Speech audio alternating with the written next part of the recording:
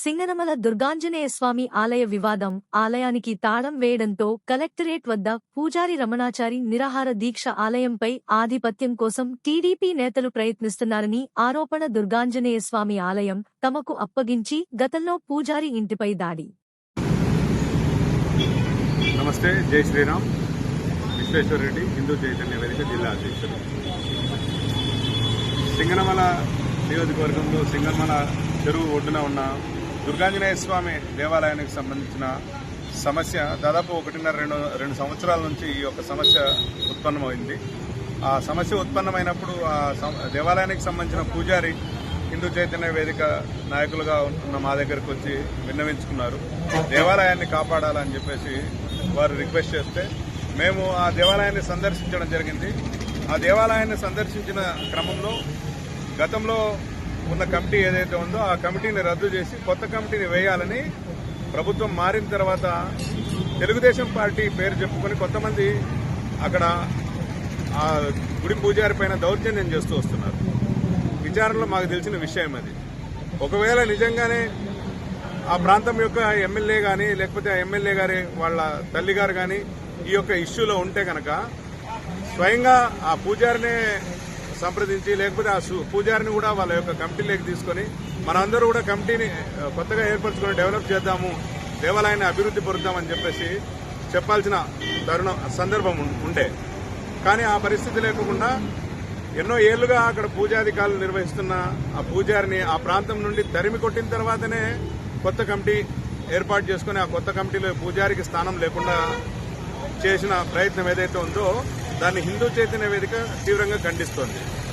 ఈరోజు ఆ దేవాలయ అభివృద్ధి కోసం లేకపోతే ఆ దేవాలయం సంబంధించిన ప్రాంతం యొక్క శుభ్రత కోసం అక్కడ ఈరోజు ఎవరైతే కమిటీ కొత్తగా వేసుకున్నారో వాళ్ళు చేసిన ప్రయత్నం ఏంటి? వాళ్ళు ఆ దేవాలయ అభివృద్ధి కోసం కానీ ఆ దేవాలయ ప్రాంతం యొక్క పరిశుభ్రత కోసం కానీ ఏదైనా గతంలో కష్టపడ్డారా? ఆ దేవాలయానికి సంబంధించిన ధూపదీప నైవేద్యాలకు ఏర్పాటు చేయడంలో ఏమన్నా సహాయపడ్డారా ఆ పూజారికి? అలాంటివి ఏమీ చేయకోకుండా కేవలం ఏదో ఉద్దేశం మనసులో పెట్టుకుని అక్కడ ఉన్న పూజారిని ఆ ప్రాంతం నుండి తరిమి కొట్టాలి, ఆ తర్వాత గుడిని మేము స్వాధీనం చేసుకోవాలనే ఈ దురాలోచన ఏదైతే ఉందో ఆ దురాలోచన చేసే ఈ కొత్త కమిటీ పేరుతో దురాలోచన చేసే వ్యక్తులు ఎవరైతే ఉన్నారో వాళ్ళు దయచేసి ఆ యొక్క గ్రామస్తులతో ఆ తర్వాత ఆ పూజారితో ఆ గుడి యొక్క కమిటీతో చర్చలు నిర్వహించి తప్పకుండా ఆ ఆలయ అభివృద్ధికి సహకరించాలని చెప్పేసి హిందూ చైతన్య వేదిక డిమాండ్ చేస్తుంది. అదే సందర్భంలో పూజారి పైన ఈ మధ్య కాలంలో భౌతికంగా దాడులు చేస్తామని బెదిరిస్తూ ఉన్నారు. భౌతికంగా దాడులు చేయబోయారు. ఒక వీడియో కాల్లో స్వామి నాకే ఫోన్ చేస్తూ ఇచ్చారు. ఎవరో ఒక ఆయన వచ్చాడు, ఏమండి మధ్యాహ్నం దాదాపు 1:30 అయింది. ఆ టైంలో 1:30 టైంలో వచ్చి టెంకాయ కొట్టండి, రండి పూజ చేయండి నా పేరుతో, ఏం మేము దళితులు కాబట్టి ఇట్లా కించపరుస్తారా మమ్మల్ని అని చెప్పేసి డైరెక్ట్ గా వీడియో కాల్లో మాట్లాడుతున్నారు. అంత ఒక సామాన్యంగా గుడికి వచ్చే భక్తులు ఎవరైనా కూడా భక్తితో వస్తారు. ఒక ప్లాన్ గా మేము దళితులు కాబట్టి మమ్మల్ని ఇలా చేస్తున్నారా అని మాట్లాడే విధానంలో రారు. అంటే ఇట్లా మాట్లాడి గైడ్ చేసి పంపిస్తున్నారు వాళ్ళని. కాబట్టి దయచేసి అట్లాంటి ప్రయత్నాలు మానుకోమని చెప్పేసి చెప్తున్నాం. ఒక కెమిస్ట్రీ ల్యాబ్లోకి ఎంటర్ కావాలంటే ఒక పద్ధతి ఉంటుంది, ఒక ఫిజిక్స్ ల్యాబ్లోకి ఎంటర్ కావాలంటే ఒక పద్ధతి ఉంటుంది, పోలీస్ స్టేషన్లేకో లేకపోతే కోర్టులేకో వెళ్లాలంటే హాల్లోకి వెళ్లాలంటే ఒక పద్ధతి ఉంటుంది. అదేవిధంగా దేవాలయంలోకి వెళ్లాలంటే ఒక పద్ధతి ఉంటుంది, దేవాలయ పూజ నిర్వహించాలంటే ఒక పద్ధతి ఉంటుంది.